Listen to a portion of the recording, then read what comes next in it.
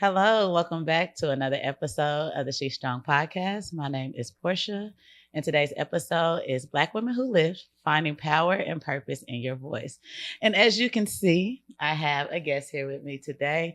Today is our actually first day meeting in person. Listen, she look good.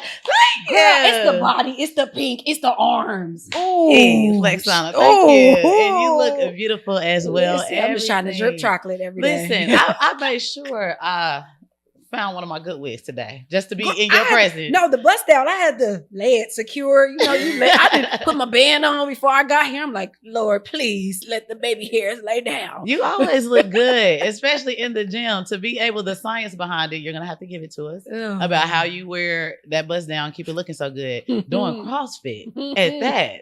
Come on now. So today we're getting into a topic about finding your voice as it pertains to the fitness industry and what makes us specifically as women, why is that so important for us? So if you want to just go ahead and jump right into it, tell us a little bit about yourself and your business, Carrying the Weight, and also Black Women Who Live. Oh, yes. Okay. First off, I am thankful for to just be in a space, right? Like more Black women need to be curating these type of spaces, these type of things. When I think of just what you're building with She Strong and all these things, I mean, really, I am the element of that. I started working out because I wanted to get stronger and also switch my mindset as it relates to being in the gym. My name is Lashata Grayson. I am the curator of Black Girls Who Live. We help women lift as we climb, realizing that you may work in corporate, you may be just a busy entrepreneur, all the things. And like, how do we help you become stronger? Not necessarily focusing on weight loss, weight gain, all the things that society really puts on us as Black women, but really focusing on getting stronger.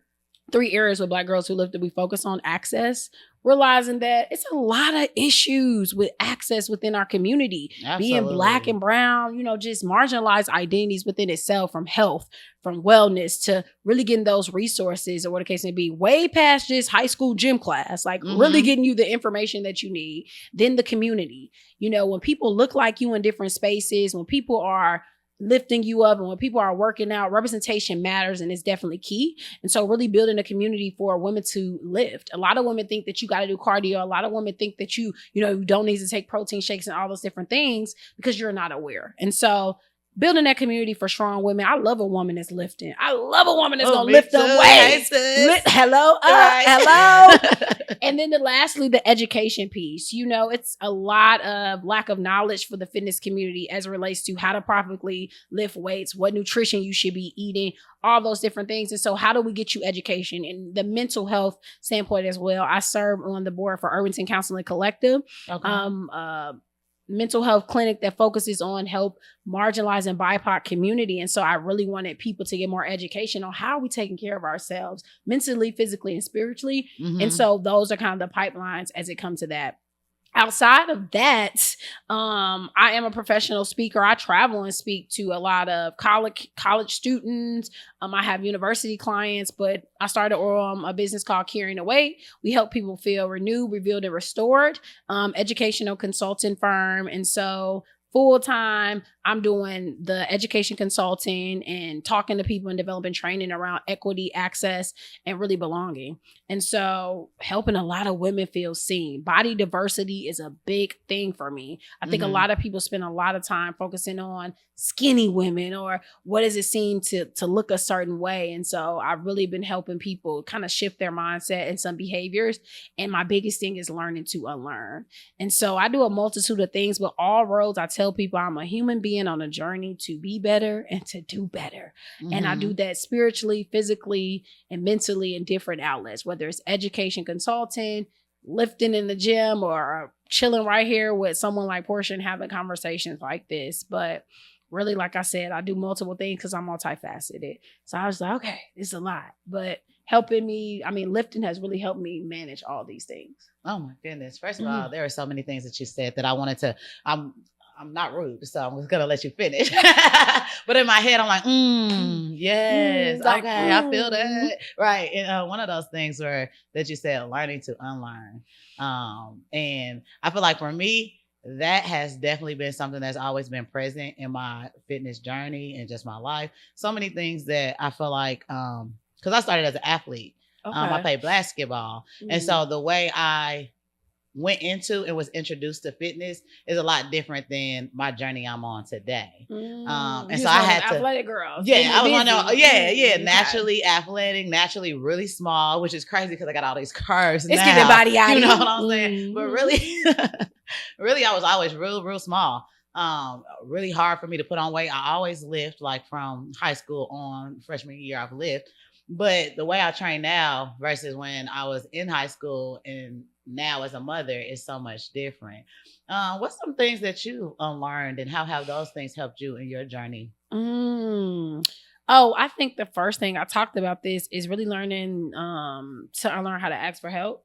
You know, I struggled a lot being a high achiever and just I really have gotten a lot of things done, but my mom had me at 16. I tell people that. So we kind of like grew up together in a sense. And so I've seen my mom like just do it all, you know, lost her job. She like, I'm gonna figure it out. I'm gonna keep going. And so I've always developed this notion of being strong, but I had to unlearn, like, you don't have to be strong. You can be vulnerable. You can tell people that you need help. And I had to learn really how to ask for help. Like, I don't really think I was put in a position to do so because I felt like as a Black woman, you know, growing up, you got to work twice as hard. You got to do all these things. And so I learned that you don't, you know, have to do all these things by yourself. You don't have to really carry things alone. And also you don't have to suffer in silence. Yeah. I feel like in a certain sense, you are right. Like, as Black women, we do have to work so much harder to be seen. What's ghetto out here? Especially because we're in a fitness industry where first and foremost it's male dominated. You know what I mean? So we got to deal with that right there. Yeah. And then being a Black woman on top of that. And I feel like that's probably why you started Black Women Who Lift. Tell me a little bit more about how you help women find their voice through that program and that business, Black Women Who Lift. Yeah, so that's crazy. So I started Black Women Who Lift about 4 years ago. Just wanted to work out with different women who look like me, right? I am a CrossFit. I've been in CrossFit for about 5 years, and so we're gonna keep it real. CrossFit is not in a space. It's not for the weak. It's not for the weak, but that too. And you know, when I think of the diversity, right? Like CrossFit is very good with body diversity, but I think from a race standpoint, it struggles a lot with that type of diversity. And so I didn't see a lot of women that look like me, but I seen a lot of women in Indianapolis that are getting busy. They were getting busy in the gym. And so we started doing the pandemic where we just wanted to build community, right? Okay. And so really wanted to work out with individual people. And through the conversations that I was having with women, they're like, it was having some colorism conversations. One of the girls was dark skinned, and we were like, we struggle to find our voice sometimes for the fitness space because some people look at us in a different capacity being dark-skinned women. So that was one of the points. Body, right? A lot of us were thicker. And so we were starting to have conversations about that. We were starting to hang out. And so it was starting to be somewhat of a community. But then I had to realize, like, if we are having this struggle as people who see as like personal trainers or fitness enthusiasts, I know there are other women that are having the same struggle. Absolutely, for sure. And so really starting to expand and say, like, let's open it up to more people in the community. Let's invite more women. Let's show women that, yeah, we are personal trainers or fitness enthusiasts, and we still can be a community. Like, because sometimes it's a gap between how people view us as personal trainers or enthusiasts versus a day-to-day person. Oh, for sure. I feel like that's where I struggle a lot. Really? Even where you going back to saying asking for help.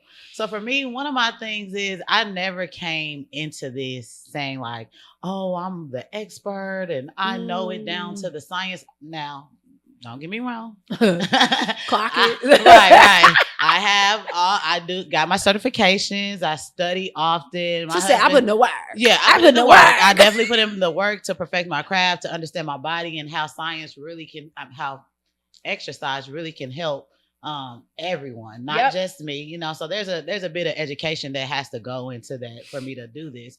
But at the same time, I'm human. I'm a mom, a wife, an entrepreneur and a business owner. Heavy on the I am human. right. I get tired. Schedules, and you're a wife and a mom.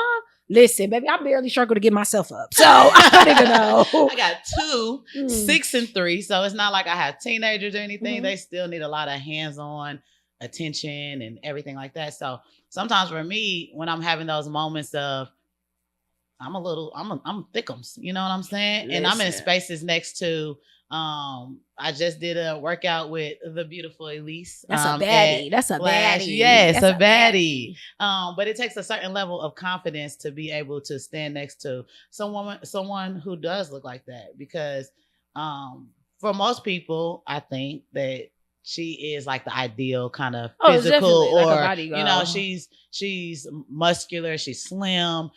She looks like what fitness should look like. But there's women like me as well, you know, who I'm still a muscle mommy. I just carry a lot of extra muscle mommy. Yes, I'm a muscle mommy. Sometimes it gets hard tapping back into that human part of you, because sometimes you know, like, should I be here? But as the fitness trainer, I'm supposed to show up super confident, super strong, you know, at all times. And I don't never really have that space to talk to other women like now about, damn, I'm feeling like a little insecure, or this lift isn't feeling right on me. There's all the things, you know. So pushing through that as a trainer and enthusiast, you know, it's difficult. You said a lot. I mean, the muscle mommy, love that.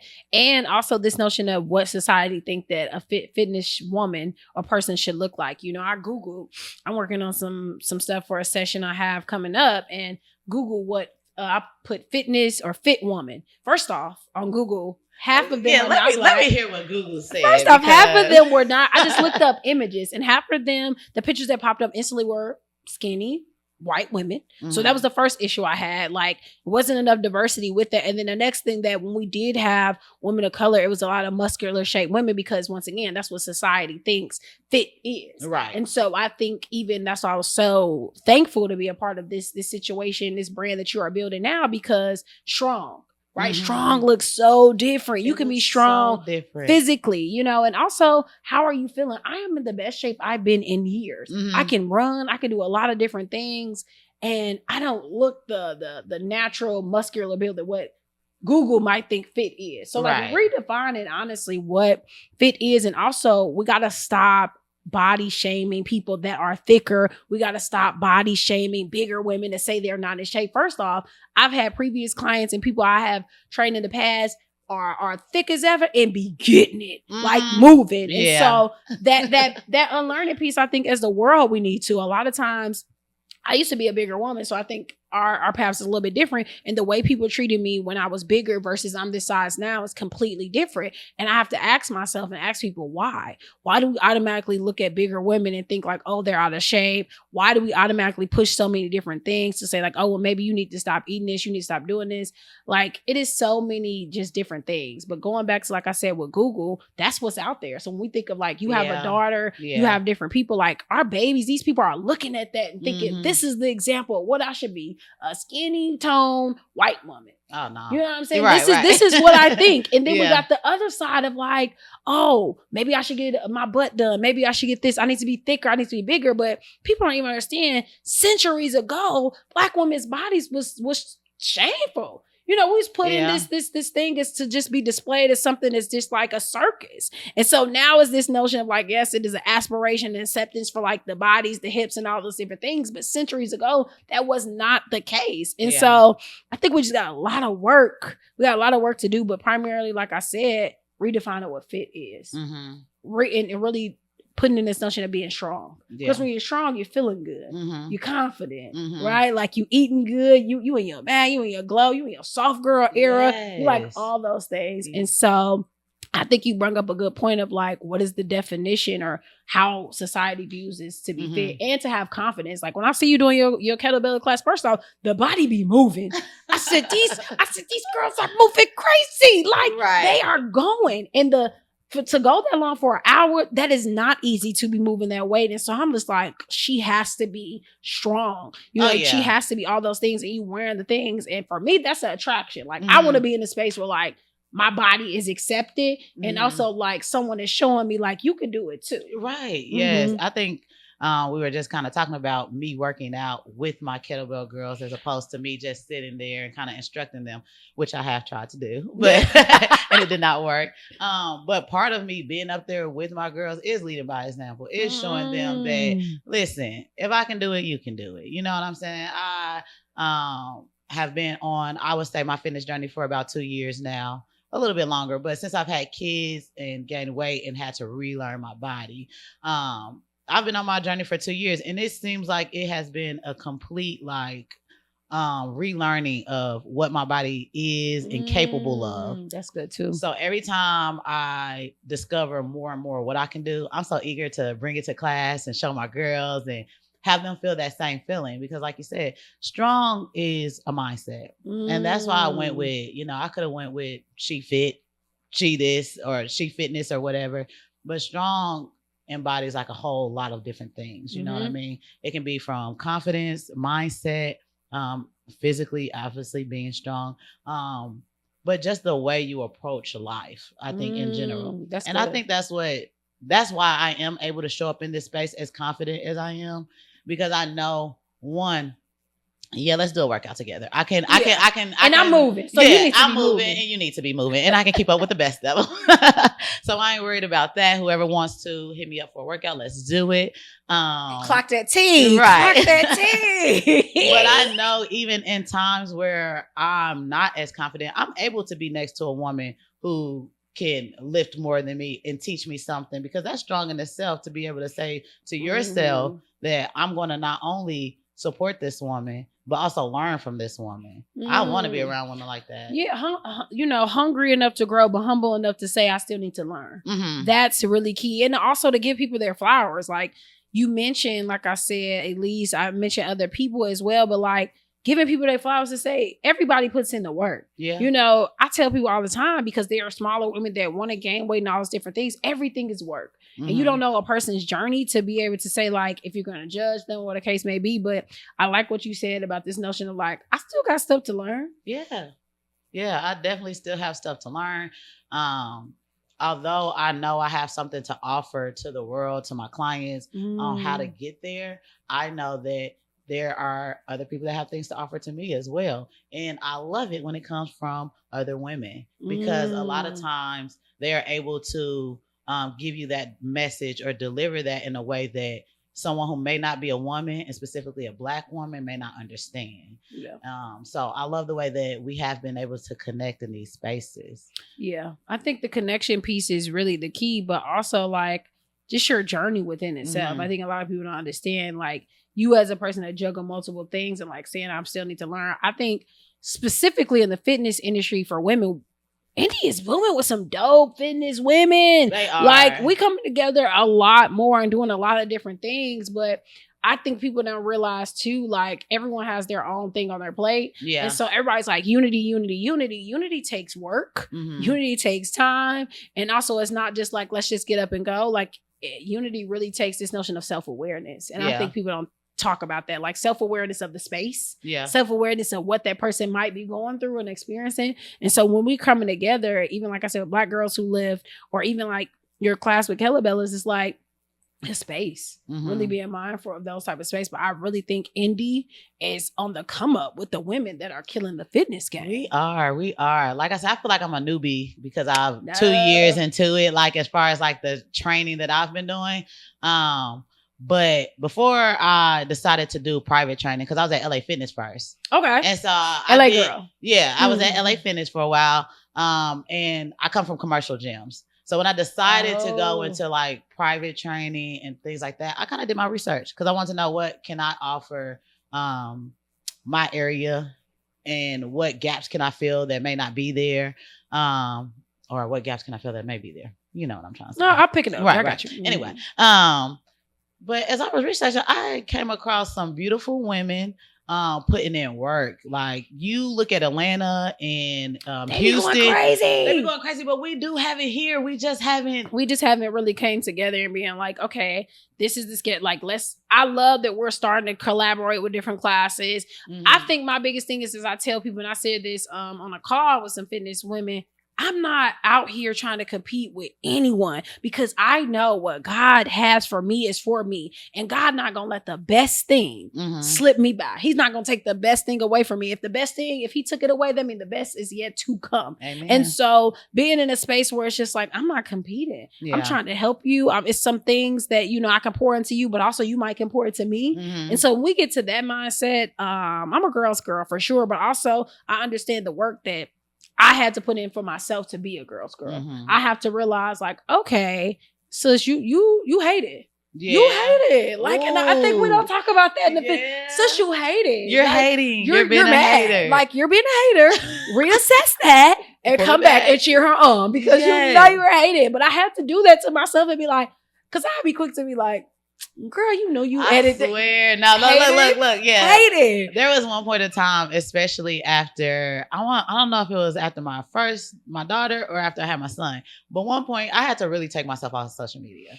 Because every time I got on there, I would see girls working out and I'd be like, oh, it only looked good because she wearing that outfit. Or, you know what I'm saying? Like, she look good. Right, she look good. Stop hating. Why are you acting like that? But I checked my own self and I was just like, Portia, if you can't get on this app, and because majority of my timeline is fitness stuff. And I'm like, if you can't get on this app and cheer these other women on like you intended to do before you got all salty in your feelings and you done gained a couple of pounds. And so now you can't cheer other people on. You need to take a step back and evaluate what's going on within yourself that's making you look at these other women and judge and turn your face up. And honestly, I knew it was me. I knew at that time after having my child, I wasn't in the space where I could jump back into it that fast, even though I wanted to, and I wanted to get back out here and be a trainer.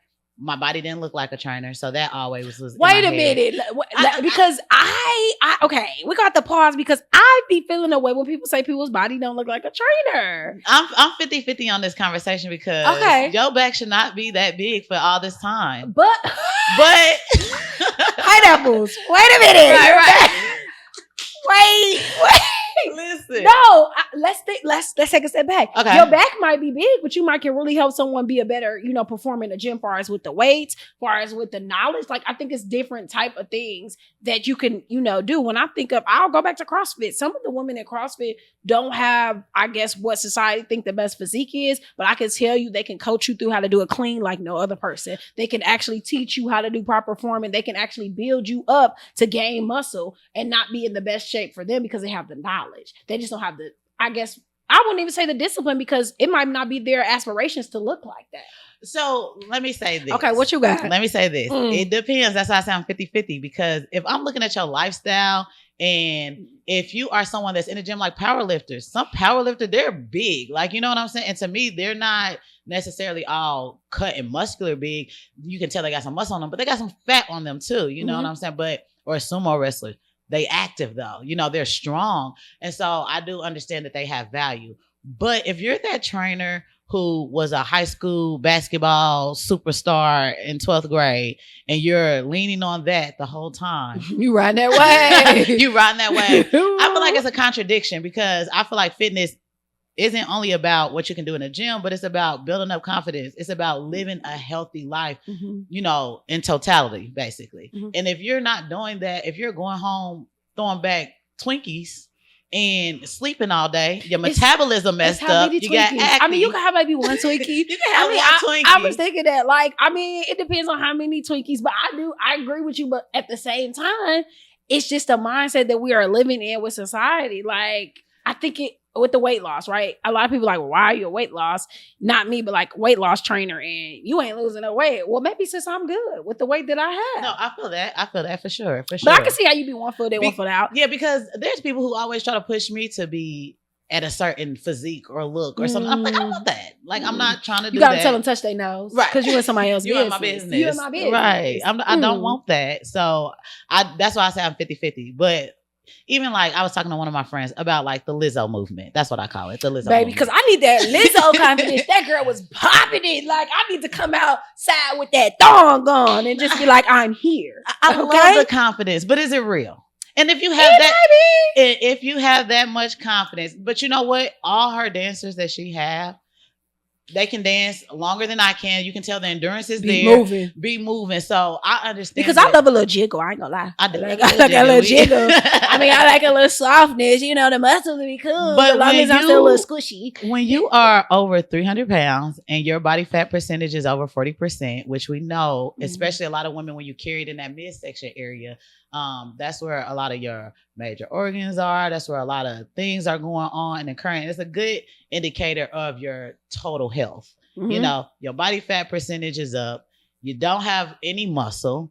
When we think about what we really want what I really want from this fitness space is to have people live long, meaningful lives. And obviously we don't know our time in our day or nothing. Right. You know what I'm saying? But if there's anything that I can do to make sure I honor the body that first and foremost God has given me, and then do my part here while I'm here, I can't be walking around as a trainer. Now, if you're a regular person and you just don't care and you about to live life, you feel like I'm here for a short time, not a long time, or I'm here for a good time, not a long time. Is that what they say? Then do you. But if you're a trainer and you're trying to tell somebody, listen, this is what you need to do, not only to feel better, to look better. A lot of people that come to me, they're dealing with anxiety. They're dealing with depression. So I know if I'm not doing the work myself, I feel like a hypocrite, regardless of what my body looks like. So I guess that's the thing. So regardless of what my body look like, if I'm doing the work, so if you look up and down my Instagram page or anything, my clients know I put in the work. Like, even though I may not be perfect, I never said I was perfect, but you're going to see me meal prepping. You're going to see me hitting the gym. You're going to see me putting my best foot forward for myself. Yeah. If you're a trainer and you're trying to teach that and you are over 40% body fat. She is okay. So this is 35% body fat. I will echo what you said and add these tweaks that I perceive it. I am for as long as you are putting forth the work. The work could look like, hey, I might do eat more than what I should, but you know what? I'm taking some time to self-reflect and work on some things and understand, why am I eating so much? Why do I feel like I need to drink? Why do I feel like I need to do those things? But what if it's been like 5 years? What if your trainer been looking the same for 5 years? But think about this though. I'll use this as an example. You've been eating cereal. I'll use myself. I've been eating cereal out the bowl since I was like 5. My mom used to be like, okay, you can eat a bowl of cereal. Okay, I'll eat a bowl of cereal. Then I'll eat another bowl of cereal because I'm still hungry. I'm still hungry. And then I'll eat another bowl of cereal. And so as a child, if I was put in an environment, my mom lets me know, and we see this in the Black community, you better eat everything that's on your plate. Like you're not gonna waste no food. And so think of 10, 20 years of doing that same thing. And we are challenging people to change 10 to 20 years in a year. Like, that is a lot of work on a person. Like, I, as a child, was so used to overeating, not eating to past being full, going to the cookout, and like we making multiple plates, going to Golden Corral. I used to love a Golden Corral. Buffet me, please, type of girl. And now I'm at a space where like, I'm looking at food I want out to eat with my friends. I'm like, I don't need that. I know I need half of that. Give me a cup of broccoli. Actually, I don't even need all that. Like, it took me probably over 7 years to get to this space of understanding food. One, also unlearning what my parents have taught me about like overeating and not throwing food away. A lot of people, especially in the Black community, you do not throw food away. You eat it. You sit there at the dinner table until it is all gone, and you could really be full. And so when I think of that, when we think of people that's struggling in the gym or whatever case may be, it's a lot. It's history of just unlearning, and that takes time. That takes tools, and sometimes people don't have the money. You know what I'm saying? Like, we think of that access, all those different type of things, and so it's really a hard journey that is never ending. I tell people it is a circle. We keep going because sometimes I'm good and I'm meal prepping, and sometimes I'm like, what a shot at? Like, where is that? So I think to go back to what you're saying, I think that it just takes time. Like, I'm really big into like, a lot of people follow me on social media. A lot of people like, I wish I could be that disciplined. I tell people like, give yourself grace, because discipline for me has taken me on a whole bandwidth of learning to unlearn, loving myself, forgiving myself, actually programming my mind to be like, you're not hungry. You know how hard it is to say like, girl, you just ate. You're not hungry. You're really not. Or you don't need that. Right. So like, it just takes some time and also work. And hopefully people like us and more people within this movement can help with the access issue, because training, we haven't talked about that. Personal training sometimes is expensive. Actually developing knowledge about food and learning some things, especially if you don't have the access, if you don't know where to go besides Google, like you really at a place where like you just constantly struggling. Yeah. So it's one of those things. One thing I love about Indianapolis is that we try to offer a lot of free classes. Mm-hmm. It's a lot of free classes out in the city that people can literally take on to. But it's also a lot of free things that people might not know about to just really help them get into this space and this place. Mm-hmm. So I agree with you on like, okay, as a trainer, maybe you should be working on yourself, but I challenge that to say like working on ourselves could be subjective and it looks so many different ways. Yeah. It looks so many different ways. You know what, and right here the cereal analogy of like, oh, well, yeah, so I'm picking you up as a client and I'm trying to actually battle and go with 20 plus years of your mama telling you that you should be eating all this food. Mm-hmm. Okay, let me put it like this. Okay.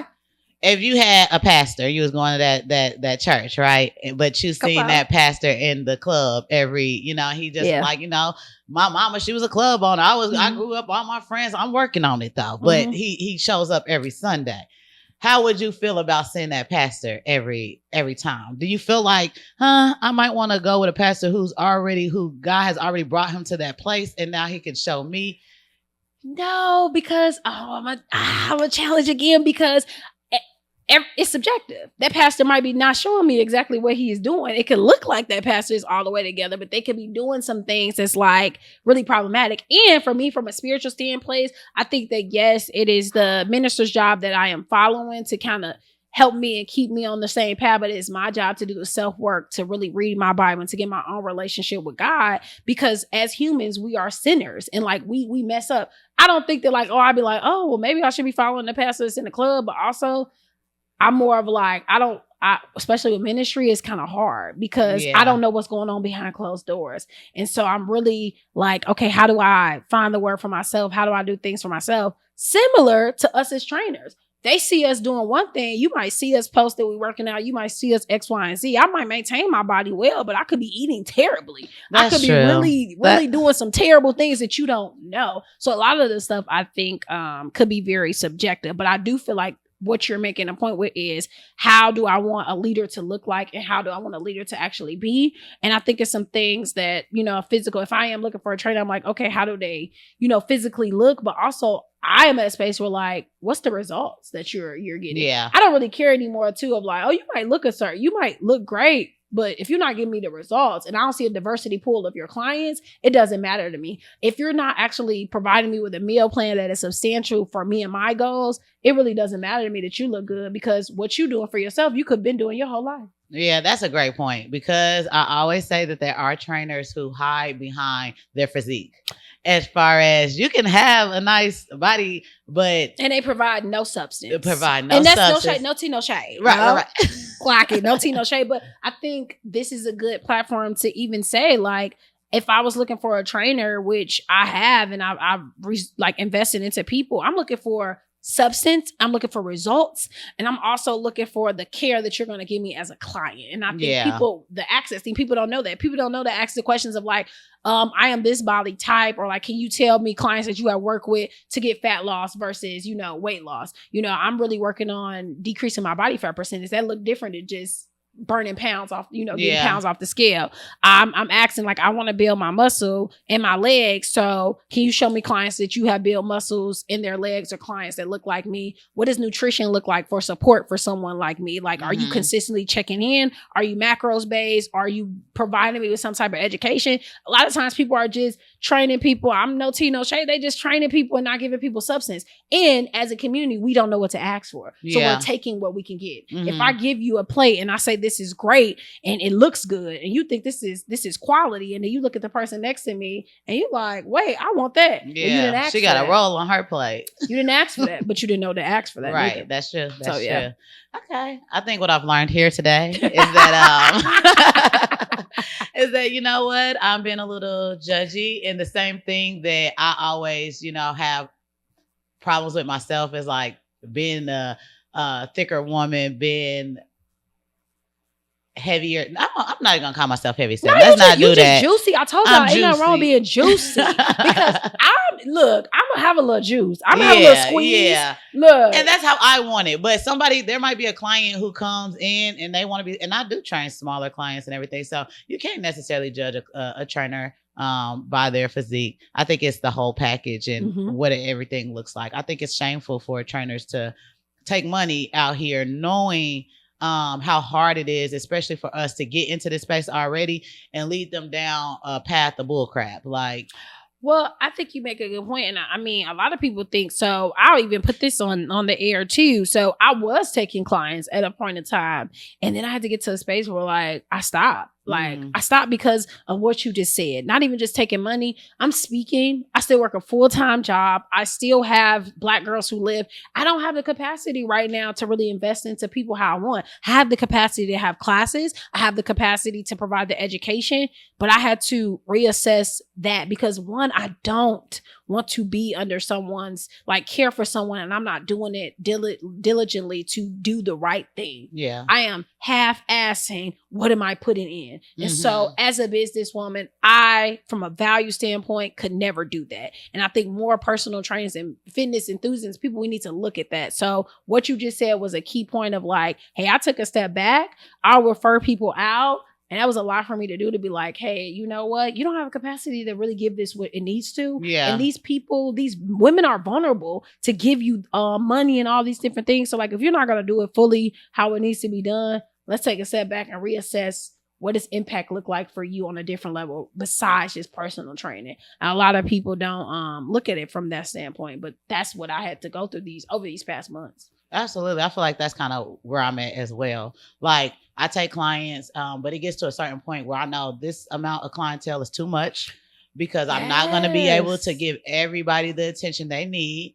And that's kind of why I started this podcast, because I knew I feel strong. I knew that, I can give value in other ways. I don't have to meet with someone on a weekly, bi-weekly, schedule to give value, to help someone feel confident, feel like they can enter this space with some education, or whatever it may be. So yeah, I definitely think training, anything you do, if you don't have the capacity to put everything into it and really give people something of value, something that's going to help them grow and elevate to another level, then it's always worth that time to take a step back and say, hey, what other avenue can I do? Because maybe this isn't it. That's powerful in itself, this notion of like taking a step back, right? Like when I went through my season a few months ago of taking a step back, it was hard because going back to social media, people have this perception of how they want you to be, or people are like, hey, you should be doing X, Y, and Z. And so I got into that mode of like, of course I should be taking clients. I mean, I want to do this, but then I start to figure out like I am failing or not doing the best at other areas of my life. And so I am really big in moving in the alignment of God, but also moving in the alignment to make sure people are, anyone is connected to me, that I'm doing the best thing for them. And so that was my thing to say like, yeah, this needs to cut it. And I think for me as a Black woman, it's hard for me to be like, I failed. But I didn't fail. I just felt like I'm just redirecting. Yeah. The assignment, one thing I've learned from one of my friends, she said that your purpose in life is going to stay the same, but the assignment changes.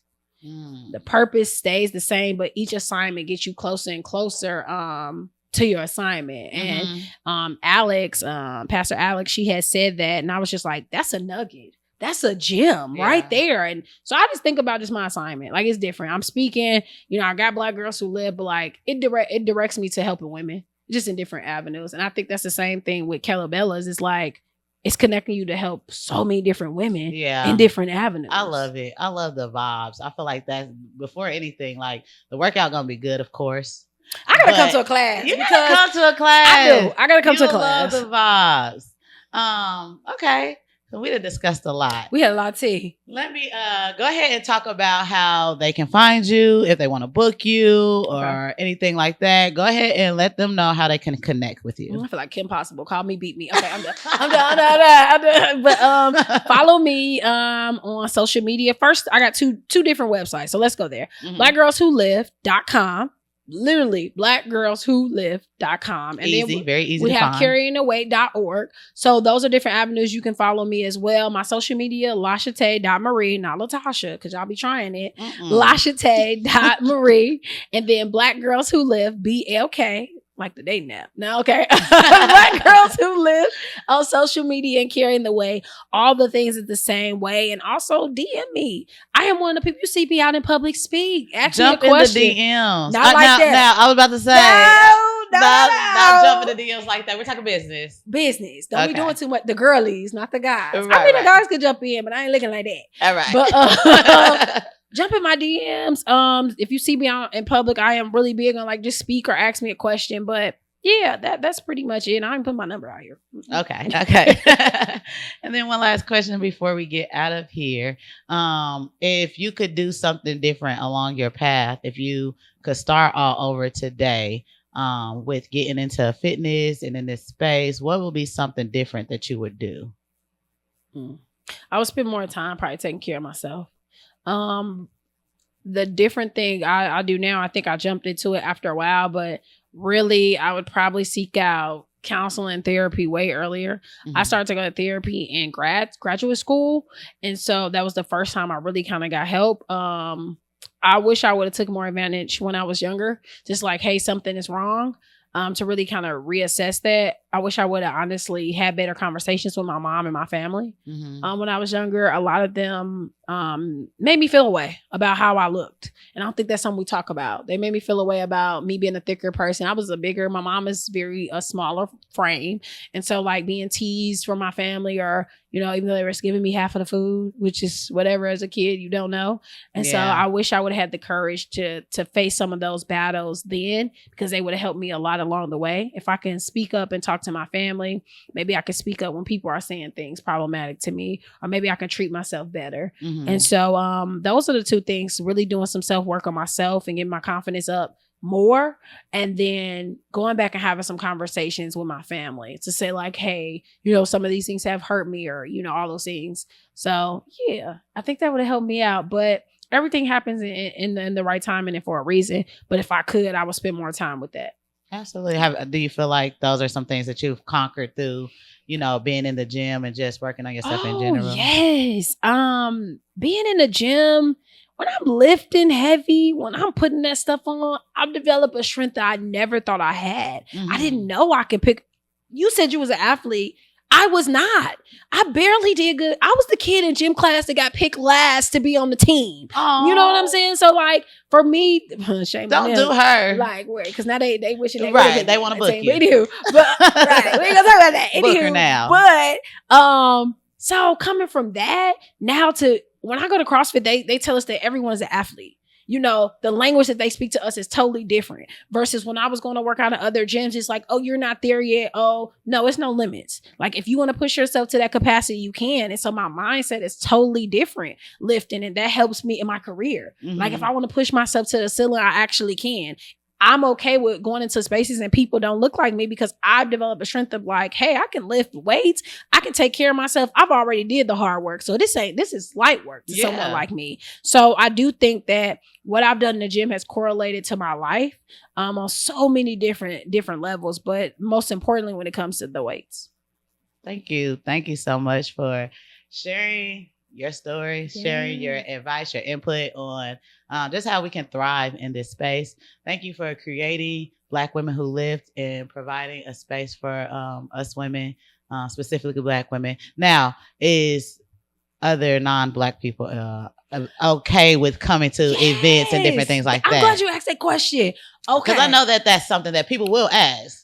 They do ask. I do get DMs about it. And yes, we are open to everyone coming to Black Girls Who Live.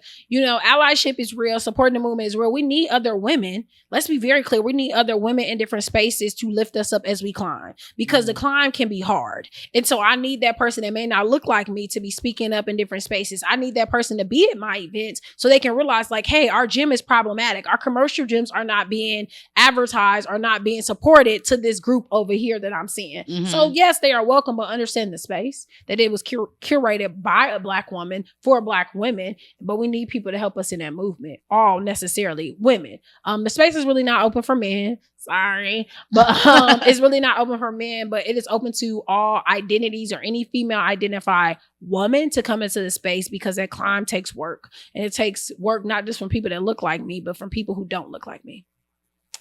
Thank you. Mm-hmm. Thank you. Thank you guys for tuning in. I hope you learned something. I hope you feel like that the information that you received today is something that's going to help you step into the gym this week and give it your best. Feel confident. Feel like you can be in any space and do the best you that you can do. And that's enough. That's enough, sis. So thank you so much. And we will see you on the next episode.